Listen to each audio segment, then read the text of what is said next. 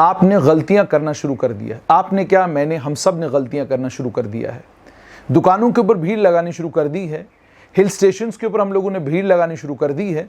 पत्नीटॉप पहुंचकर एक एक कमरे में 20-20 लोगों ने एक साथ इकट्ठे पार्टी करना शुरू कर दिया है।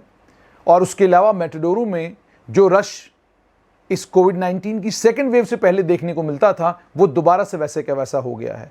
और अगर आप किसी भी आदमी को ये कहते हैं कि कोविड-19 एक सच्चाई है और कोविड की थर्ड वेव वापस आ सकती है, तो वो जवाबन आपको ये कहता है, चुप रहो, मुझे कोविड के बारे में कुछ नहीं सुनना। जो हो गया वो हो गया, हम और कोई कहानी सुनना नहीं चाहते। हम एक और लॉकडाउन बर्दाश्त नहीं कर सकते। बात आपकी बिल्कुल सही है। आप क्या, कोई भी एक और लॉकडाउन बर्दाश्त नहीं कर सकता। लेकिन क्या उसका ये मतलब है कि हम वो सब कुछ करना शुरू करें जो सब कुछ हमको अभी नहीं करना है? मास्क पहनना हम लोगों ने पब्लिक प्लेस पर मुकम्मल तौर पर छोड़ दिया है। जो लोग, तो जिन लोगों की वैक्सीनेशन हो चुकी है और वैक्सीनेटेड हैं, वैक्सीनेटेड से मेरी मुराद ये कि आपने वैक्सीन के दोनों डोज लिए हैं, तो बनता है कि अगर आप पब्लिक प्लेस पर हैं और वैक्सीनेटेड लोगों के बीच में हैं, तो आप मास्क ना भी पहने तो कोई ज़्यादा खतरे वाली बात नहीं। सीडीसी की इसमें गाइडलाइंस भी आ चुकी हैं। वो ये कह रहा है कि अगर आप वैक्सीनेटेड लोगों के बीच में हैं तो आपको परेशान होने की या डरने की या घबराने की कोई ज़रूरत नहीं है, लेकिन सतर्क रहने की ज़रूरत है। सतर्क का क्या मतलब है? आप वैक्सीनेटेड हैं लेकिन मास्क आपको पहनना नहीं छोड़ना है। आपको मास्क लगातार पहनते रहना है। मगर क्या हम ऐसा कर रहे हैं? हम बिल्कुल भी ऐसा नहीं कर रहे हैं। हम लापरवाह हो चुके हैं। और अगर आप किसी भी विभाग को, किसी भी डिपार्टमेंट को आप ये कहते हैं कि जनाब ये देखिए यहाँ पर ये वायलेशन हो रही है, इसका संज्ञान लीजिए, तो जवाब ये मिलता है कि जनाब आप एक काम कीजिए, आपको चिंता कोविड-19 की बहुत ज़्यादा है, आप लोगों के बीच में जाकर इन्फॉर्मेशन पहुंचाइए, लोगों को बताइए कि कोविड-19 के एसओपीज क्या हैं। ये काम आपका है। ट्रैफिक पुलिस विभाग के एक उच्च अधिकारी से मैंने बात की। मैंने उनको ये कहा कि मेटाडोरों में ज़बरदस्त रश है और लोग खड़े भी नज़र आते हैं, आप कुछ करते क्यों नहीं? तो जवाब ये मिला कि ट्रांसपोर्टर ज़बरदस्त परेशान हैं। वो ये कहते हैं कि हमारे हालात बहुत ख़राब हैं और अगर आप हमें तंग करेंगे, परेशान करेंगे, उसका नतीजा ये निकलेगा कि ना हम अपने ड्राइवर को तनख्वाह दे पाएंगे, ना हम कंडक्टर को तनख्वाह दे पाएंगे। हमारे हालात इतने तंग हो चुके हैं, इसके चलते हम थोड़ी सी ढिलाई बरत रहे हैं। और मैं बड़ी जिम्मेदारी के साथ ये बात आपको बता रहा हूँ। आपने किसी भी रूट पर आप जाएं, जहां पर भी आपको लोग मेटाडोर के अंदर, बस के अंदर खड़े मिल रहे हैं, आप ट्रैफिक पुलिस के किसी भी कर्मचारी के पास जाकर कहिए कि जनाब आप इनको पूछते क्यों नहीं? तो जवाब ये मिलेगा कि इनके हालात बहुत ख़राब हैं। ये सीधा इनके हालात बहुत ख़राब हैं और ये रोने पर आ जाते हैं अगर हम इनको रोक कर ये कहें कि आप गलत कर रहे हैं। क्या ये तरीका है? क्या ये एक जिम्मेदार विभाग का काम है? और ये ट्रैफिक पुलिस विभाग का काम नहीं, सिर्फ ट्रैफिक पुलिस विभाग की बात नहीं है। जम्मू म्युनिसिपल कॉर्पोरेशन हो, जम्मू की एडमिनिस्ट्रेशन हो, या अलग अलग जिलों की एडमिनिस्ट्रेशन हो, सब जगह आहिस्ता आहिस्ता एडमिनिस्ट्रेशन जो है वो लैक्स होना शुरू हो गई है। कब ढिलाई बरतनी शुरू की है? जब B1617 डेल्टा वेरिएंट जिसको कहा जाता है, जिस डेल्टा वेरिएंट के कारण हमने अप्रैल, मई और जून के महीनों में, 3 महीनों में हमने दिल्ली से लेकर बॉम्बे से लेकर जम्मू कश्मीर तक हमने बेइंतहा और बहुत बड़े नंबर में लोगों को मरते हुए देखा। ये सब कुछ हो चुका हमारी नजरों के सामने और उसके बावजूद हम ये बात अभी भी नहीं समझ रहे कि ये वायरस अमेरिका पहुंच चुका है। वहां पर डेल्टा वेरिएंट के कारण केसेस का नंबर जो है वो मल्टीप्लाई होना शुरू हुआ है। लेकिन अच्छी बात वहां पर भी ये है कि जो लोग तो वैक्सीनेटेड हैं उन लोगों को ज़्यादा दिक्कत या परेशानी का सामना नहीं करना पड़ रहा, लेकिन वहां पर भी बहुत बड़ी आबादी अभी अनवैक्सीनेटेड है। 48% के करीब अमेरिका का सीडीसी कहता है कि हमने लोगों को वैक्सीनेट किया है। वैक्सीनेट मतलब दोनों डोज लगे हैं या जॉनसन एंड जॉनसन का सिंगल डोज लगा है, या बाकी जो वैक्सीन अवेलेबल हैं मॉडर्ना और फाइजर, उनके 2-2 डोजेस लोगों को लग चुके हैं। यह अमेरिका की बात है। इसी तरीके से अगर आप यूरोप में भी देखेंगे, वहां पर भी यह कहा जा रहा है कि डेल्टा वेरिएंट के केसेस अनवैक्सीनेटेड लोग जो हैं उनमें बढ़ना शुरू हो गए हैं। तो ये उस मुल्क की बात है जिस मुल्क में 3 वैक्सीन जो है लोगों को लगाए जा रहे हैं। हमारे यहाँ हमारे पास कोविशील्ड और कोवैक्सीन है, 2 ही वैक्सीन हमारे पास हैं। और उन 2 वैक्सीन को लेकर भी आप स्थिति भली भांति जानते हैं कि वैक्सीन की अवेलेबिलिटी नहीं है। जिन लोगों को दूसरा डोज लगवाना है उन लोगों को सिफारिशें करनी पड़ती हैं, उसके बाद जाकर उनका दूसरा डोज लगता है।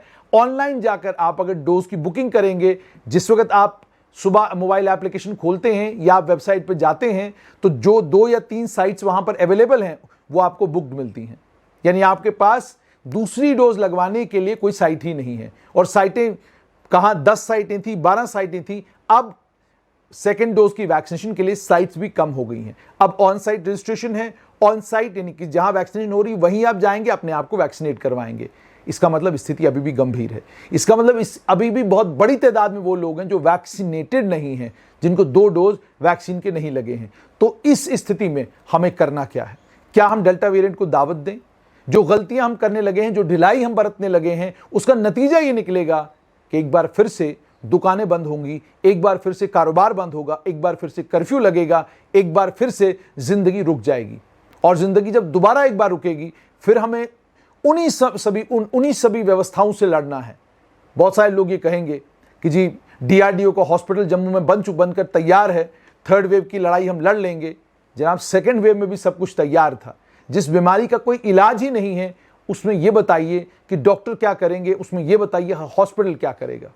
पिछली बार भी हॉस्पिटल में आप थे, ऑक्सीजन के सिलेंडरों के लिए मारामारी थी। कितनी देर तक लड़ाई मेडिकल कॉलेज में लड़ते रहे पत्रकार, बाकी तमाम लोग कि जी मेडिकल कॉलेज को जिन जिन चीज़ों की ज़रूरत है फौरन गवर्नमेंट मेडिकल कॉलेज जम्मू को तमाम चीज़ें दे दीजिए। अब DRDO का अगर हॉस्पिटल बना है, क्या उसका ये मतलब है कि आप पेशेंट बनना ज़रूरी है? क्या अक्ल का इस्तेमाल करके, मास्क पहन करके, और क्या एडमिनिस्ट्रेशन को ये बात समझ में नहीं आ रही है कि आप ढिलाई बरत रहे हैं? आपका फोकस जो है केवल सिर्फ इस चीज़ पर है कि ज़िंदगी को दोबारा से चलाना है। आपका फोकस इस चीज़ पर बिल्कुल भी नहीं है कि ज़िंदगी तो चले लेकिन हम कोविड-19 की थर्ड वेव से बचे रहें। अगर आपका फोकस इस चीज़ पर होता और आपके पास तमाम फैक्ट्स एंड फिगर्स होते, तो शायद आप इस समय ज़बरदस्त कड़ाई के साथ लोगों को ये कहते, हम समझते हैं मॉनसून का सीज़न है, हम समझते हैं जुलाई का महीना है, गर्मी है, मास्क पहनना मुश्किल है, मगर मास्क ही एकमात्र तरीका है जिससे हम कोविड-19 के इन्फेक्शन से बच सकते हैं। मास्क के अलावा वैक्सीनेशन और उसके अलावा कोई तीसरा तरीका नहीं है कि आप कोविड-19 के से अगर इन्फेक्ट होते हैं, उसके बाद जो वैक्सीनेटेड लोग हैं उनके बारे में ये कहा जाता है कि जी वो हॉस्पिटलाइज होंगे, लेकिन अगर हॉस्पिटलाइज होते भी हैं तो कोई ज़्यादा नुकसान नहीं होगा, घर वापस पहुंचेंगे। लेकिन हमें वैक्सीनेटेड लोगों को भी हमने जान गंवाते हुए देखा डेल्टा वेरिएंट के कारण। अमेरिका में डेल्टा वेरिएंट के कारण ज़बरदस्त कंसर्न है। अलग अलग स्टेट्स में केसेस का नंबर बढ़ने लगा है। हमारे देश में भी स्थिति किसी भी समय गंभीर हो सकती है। इसीलिए प्रधानमंत्री नरेंद्र मोदी ने भी कहा, मास्क आपको पहन के रखना है, सोशल डिस्टेंसिंग करते रहना है, हाथों को धोते रहना है अगर आप सैनिटाइज नहीं कर सकते हैं। ये सब कुछ आपको करते रहना है। ये वीडियो, मुझे लगता है बहुत सारे आप लोग होंगे जिनको लगेगा कि इस वीडियो को शेयर करना या इसको लोगों तक पहुंचाना जरूरी नहीं है क्योंकि हम अब नहीं सुन सकते कोविड।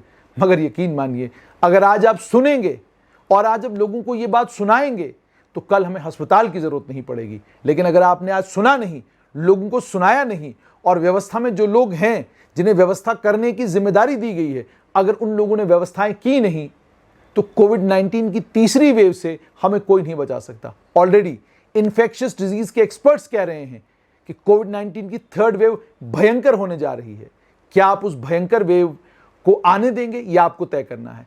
देश के लिए देशभक्ति की जब लोग बात करते हैं ना, यह भी एक देशभक्ति है, यह भी एक देश प्रेम है कि आप दुकानें बंद न होने दें, आप कारोबार बंद न होने दें, आप अस्पतालों में जो जिस तरीके की रेस हमने आज से 3 महीने पहले देखी थी, वो रेस अस्पतालों में न लगे, बेड के लिए आपको परेशान न होना पड़े। ये सब चीज़ें तब संभव हैं जब आज आप ये छोटी छोटी चीज़ें करेंगे।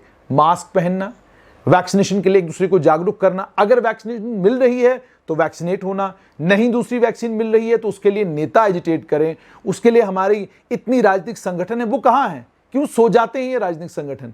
जनाब, आपके चुनाव भी नहीं होंगे अगर थर्ड वेव आती है। ये बात समझ लीजिएगा। जम्मू कश्मीर में जिस लोकतांत्रिक व्यवस्था को दोबारा से रिस्टोर करने की आप बात कर रहे हैं, वो नहीं रिस्टोर होगी अगर थर्ड वेव आती है, क्योंकि थर्ड वेव हमें इतना पुश कर देगी कि फिर 2023 से पहले तो आप चुनाव तो छोड़ दीजिए, आप किसी लोकतांत्रिक व्यवस्था को भी जम्मू कश्मीर में देख पाएंगे, इसकी संभावनाएं भी बहुत कम होंगी। क्योंकि सेकेंड वेव ने ऑलरेडी फाइनेंशियली और अदरवाइज तमाम सिस्टम को क्रिपल करके रखा है। ईद है और कश्मीर से खबरें आ रही हैं कि लोग जो हैं वो ईद की खरीदारी कम कर रहे हैं। दुकानों पे आज रश देखने को नहीं मिल रहा है, लोग परेशान हैं, नहीं है पैसा लोगों के पास। क्यों नहीं है? क्योंकि कारोबार रुक चुका है, सारे सिलसिले रुक चुके हैं। तो इन सारे सिलसिलों को चलाने के लिए, व्यवस्था को आगे बढ़ाने के लिए और देश को आगे बढ़ाने के लिए, जैसे बाकी देशों में हो रहा है, बहुत ज़्यादा ज़रूरी है कि जब तक आपको वैक्सीन नहीं मिलती मास्क पहने, जब तक आपको वैक्सीन नहीं मिलती सैनिटाइज करते रहें, जब तक आपको वैक्सीन नहीं मिलती अपने आप को, जिन लोगों को खांसी है, बुखार है, जुकाम है, अपने आप को टेस्ट कराएं, और जो लोग उनसे कांटेक्ट में आते हैं तो उन लोगों से भी ये गुजारिश कि आप भी टेस्ट कराएं और कोशिश ये करें कि आज भी पूछ के निकलें, जी आप ठीक हैं, घर में सब लोग, बुखार जुकाम तो नहीं है किसी को। ये जब आप पूछेंगे तो यकीन मानिए कि आधे से ज़्यादा काम आपने देश का कर दिया। उम्मीद ये कि आप लोग इस वीडियो को शेयर भी करेंगे और लोगों तक पहुंचाएंगे, ताकि हम कोविड-19 की थर्ड वेव, जिसको कहा जा रहा है कि अगस्त में ही आ सकती है, हम उस थर्ड वेव को आने ही न दें और वैक्सीनेशन के प्रोग्राम को हम सब मिलकर कामयाब बनाएं। और जब जो वैक्सीन की अनअवेलेबिलिटी है उसको लेकर नेता लोग चीखना चिल्लाना शुरू करें।